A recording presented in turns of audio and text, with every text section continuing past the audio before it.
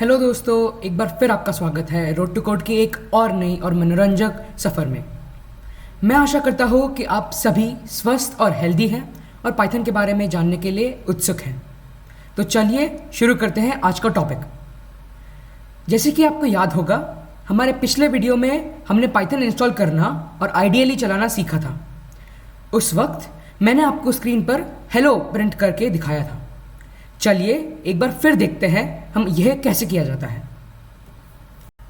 अब हमने Python shell को खोल दिया है, तो चलिए हेलो वर्ल्ड टाइप करते हैं। पहले हमें प्रिंट का इस्तेमाल करना पड़ेगा और अंदर ही हम हेलो शब्द को लिखेंगे। जब हम यहाँ पे एंटर दबाएंगे तो आपको आपकी स्क्रीन पर हेलो दिखाई देगा। यह नीले रंग का होगा क्योंकि यह एक आउटपुट है और शेल में नीले रंग आउटपुट से ही जुड़ा होता है। तो आपने देख ही लिया कि आपकी स्क्रीन पर हेलो लिखकर आया था। इसी छोटे से प्रोग्राम को हम हेलो वर्ल्ड या हेलो प्रोग्राम के भी नाम से जानते हैं। तो चलिए अब समझते हैं ये कैसे हुआ। पाइथन में आउटपुट स्क्रीन पर कोई भी टेक्स्ट दिखाने के लिए हम एक स्पेसिफिक इंस्ट्रक्शन का इस्तेमाल करते हैं और इसी फंक्शन या इंस्ट्रक्शन का नाम प्रिंट है। इस फंक्शन की मदद से कोई भी आउटपुट के लिए सबसे पहले आइडियली या शेल में प्रिंट टाइप कीजिए और फिर उसके साइड में ब्रैकेट्स में अपना कोटेशन मार्क्स में नाम या कोटेशन मार्क्स में उस शब्द को लिखिए, जैसे कि प्रिंट रोड टू कोड। यह हो जाने के बाद में आप आपके आउटपुट स्क्रीन पर आपका मनचाहा आउटपुट पा सकते हैं। आप आपका भी नाम लिख सकते हैं या कोई मैथमेटिकल ऑपरेशन भी कर सकते हैं। चलिए यह प्रिंट फंक्शन की बात हुई, बट अब हम रेंज फंक्शन की भी बात करेंगे। यह फंक्शन से हमें दो नंबर के बीच में सारे नंबर का एक लिस्ट बनकर मिलता है और उस लिस्ट से हम कई ऑपरेशन भी कर सकते हैं। तो चलिए रेंज फंक्शन के इस्तेमाल को भी हम अभी देखेंगे। हम रेंज को इस तरह लिखते हैं, रेंज और ब्रैकेट में इनिशियल नंबर, कॉमा और फाइनल नंबर। जैसे आपको स्क्रीन पर दिख रहा होगा, रेंज 5,15। इससे हमें 5 और 15 के बीच के सारे नंबर की एक लिस्ट मिल जाएगी। इसका हम मैथ और विज्ञान यानी कि साइंस में इस्तेमाल कर सकते हैं, जैसे सभी नंबर का एडिशन, सब्ट्रैक्शन या मल्टीप्लिकेशन। रेंज और प्रिंट की तरह ही इफ़ भी एक स्टेटमेंट या इफ़ भी एक फंक्शन भी है। वह एक ऐसा मज़ेदार फंक्शन है जिससे हम दो चीज़ों को तोलकर एक कंडीशन के हिसाब से आउटपुट मिलवा सकते हैं। हम दिन ब दिन की तुलना को इस स्टेटमेंट के ज़रिए से देख सकते हैं। हम अगर कोड में 5 और 3 में से क्या बड़ा है इस प्रश्न को लिखना चाहें तो हम इफ़ स्टेटमेंट का ही इस्तेमाल करेंगे। जिस तरह से आपको अपनी स्क्रीन पर यह कोड दिख रहा होगा, यह फंक्शन तभी काम करेगा जब हमारी कंडीशंस पूरी होगी। इस उदाहरण में हमें पता है कि 5 3 से बड़ा है। इस वजह से ऊपर वाले इफ़ फंक्शन की कंडीशन से सही होने के कारण पहला प्रिंट फंक्शन का आउटपुट हमें मिलेगा। वह होगा 5 इज़ ग्रेटर देन 3। चलिए इसे हम स्क्रीन पर भी अभी देख लेंगे। अब हमने कोड को आइडियली में कॉपी कर लिया है, तो चलिए इसे रन करेंगे। आपको नीले रंग में अभी आउटपुट दिख रहा होगा और आउटपुट सही है, 5 इज़ ग्रेटर देन 3। आपने गौर तो किया ही होगा कि पाइथन के फंक्शंस को काम करने के लिए एक स्पेशल एनवायरनमेंट चाहिए होता है। जैसे कि प्रिंट फंक्शन में प्रिंट करने वाले टेक्स्ट को हम हमेशा ब्रैकेट्स में ही लिखते हैं।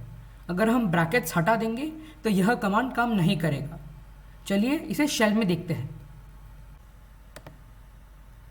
आमतौर से हम प्रिंट कुछ ऐसे लिखेंगे, हमें हेलो दिखेगा। पर अगर हम हेलो को बिना ब्रैकेट्स के लिखेंगे तो हमें कुछ ऐसा नज़र आएगा। इसे हम सिंटैक्स एरर कहते हैं। तो चलिए देखते हैं कि वह क्या है। इन विशेष कंडीशन को हम सिंटैक्स कहते हैं। पाइथन के सिंटैक्स पहले से ही फिक्स होता है और किसी भी फंक्शन कैसे काम करेगा यह तय करता है। प्रिंट फंक्शन की तरह रेंज फंक्शन भी सही सिंटैक्स के बिना नहीं चलेगा। चलिए इसे भी हम शेल में देखते हैं। अगर हम रेंज को कुछ इस तरह लिखेंगे तो हमें सिंटैक्स एरर वापस मिलेगा क्योंकि यहाँ कॉमा नहीं है। तो आपने जैसे देखा, जैसे ही हमने कॉमा को हटाया फंक्शन ने काम करना बंद कर दिया। ब्रैकेट्स और कॉमा के साथ कोलन और टैप स्पेस भी पाइथन सिंटैक्स का एक हिस्सा है। इसी तरह से अगर हम इफ़ को कोलन के बिना या स्पेसेस के बिना अगर लिखेंगे तभी भी हमें एक सिंटैक्स एरर ही मिलेगा। चलिए इसे भी हम स्क्रीन पर अभी देखेंगे। अगर हम देखेंगे तो हम इफ़ इस तरह लिखेंगे।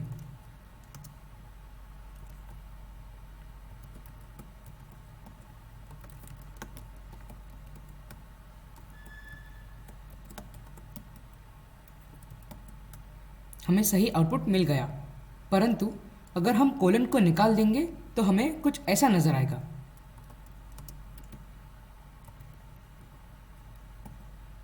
सिंटैक्स एरर हमें दिखेगा। और इसी तरह अगर हम स्पेसेस को भी खुद ही से निकाल लें तो हमें भी और एक सिंटैक्स एरर दिखाई देगा, जैसे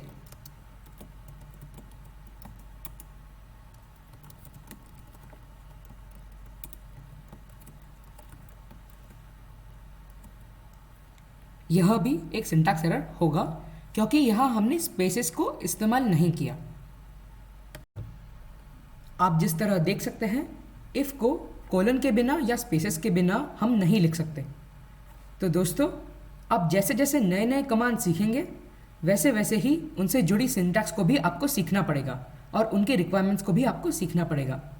इन रिक्वायरमेंट्स को ध्यान रखना और उसे इस्तेमाल करना पाइथन की जर्नी में ज़रूरी है। सिंटैक्स के बाद हम एक नई चीज़ पर आते हैं जो है वर्जन डिफरेंसेस। कभी ऐसा भी होता है कि पाइथन का नया वर्जन रिलीज़ होने के साथ साथ सिंटैक्स भी बदल जाता है या उसमें बदलाव आता है। इसलिए जहाँ पाइथन 2.7 में प्रिंट फंक्शन बिना ब्रैकेट्स के काम करता था, यहाँ पाइथन 3 और स्पेसिफिकली पाइथन 3.10 में यह संभव नहीं है। इन डिफरेंसेस की वजह से प्रोग्रामर्स को बार बार पुराना कोड सही करना पड़ता होता है। तो चलिए अब कमेंट्स की तरफ मुड़ते हैं। फंक्शंस की बात करते करते ही हम कमेंट्स पर पहुंच जाते हैं। कमेंट्स का मतलब होता है कि स्क्रिप्ट में लिखी वो चीज़ जो असल में फंक्शन का कोई हिस्सा असली में नहीं है, वह प्रोग्रामर की सुविधा के लिए ही बनाया गया है। कमेंट्स लिखने का सबसे आसान तरीका होता है हैशटैग या हैश का इस्तेमाल करना। पाइथन में कहीं पर भी हैशटैग टाइप करने के बाद उसके आगे पूरी लाइन कमेंट बदल जाती है। तो चलिए इसे हम स्क्रीन पर देखेंगे। जैसा कि आप देख सकते हैं, हमने प्रिंट के बाद में हैशटैग का इस्तेमाल किया है और लिखा है कि this is a comment and will not affect the script. इसे एंटर करने के बाद भी हमें हेलो दिखता है। इसका मतलब यह है कि जो लाल का भाग है वह एक कमेंट है और वह स्क्रिप्ट में ज़रूरी नहीं है। यह सिर्फ हमें इन्फॉर्मेशन देने के लिए इस्तेमाल किया गया है। परंतु अगर हम हैशटैग हटा देते हैं तो पाइथन हमारे कमेंट को भी एक फंक्शन की तरह ही ट्रीट करेगा और हमारी स्क्रिप्ट में एरर दिखाएगा। हम इस तरह उसे देखेंगे। तो चलिए अब हम एंटर दबाएंगे। यहाँ हमें जैसे लगा था वैसे ही हमें एक सिंटैक्स एरर मिल गया है, क्योंकि पाइथन को समझ में नहीं आ रहा है कि प्रिंट के बाद में क्या लिखा गया है। हैशटैग के अलावा भी कमेंट लिखने के अलग तरीके हैं और यह भी एक तरीका है। कॉमनली हम ट्रिपल कोट्स की मदद से मल्टी लाइन कमेंट्स लिख सकते हैं। हैशटैग की मदद से हम एक ही लाइन को कमेंट में बदल सकते हैं, पर इन 3 ट्रिपल कोट्स की वजह से हम अलग अलग लाइंस को भी एक कमेंट बनवा सकते हैं। तो दोस्तों, आज हमने बहुत कुछ सीखा। हमने यह जाना कि फंक्शंस क्या होते हैं और कुछ फंक्शंस को आजमाकर भी देखा। साथ ही साथ हमने पाइथन के सिंटैक्स पर भी ध्यान दिया और तो और कमेंट्स को भी जाना। लेकिन अब आज के लिए इतना ही काफ़ी है। हम अगले हफ्ते फिर मिलेंगे और एक नए वीडियो और एक नए सफ़र के साथ रोड टू कोड पर चलेंगे। तब तक के लिए अलविदा। धन्यवाद।